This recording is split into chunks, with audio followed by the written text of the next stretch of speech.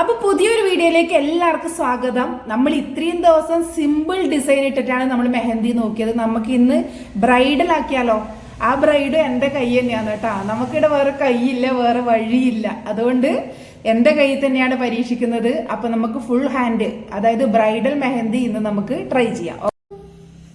അപ്പൊ നമുക്ക് ഇവിടുന്ന് തൊട്ട് ഇവിടെ വരെയുള്ളത് നമ്മൾ ഇടുന്നുണ്ട്. അപ്പൊ നമുക്ക് സ്റ്റാർട്ട് ചെയ്യാം.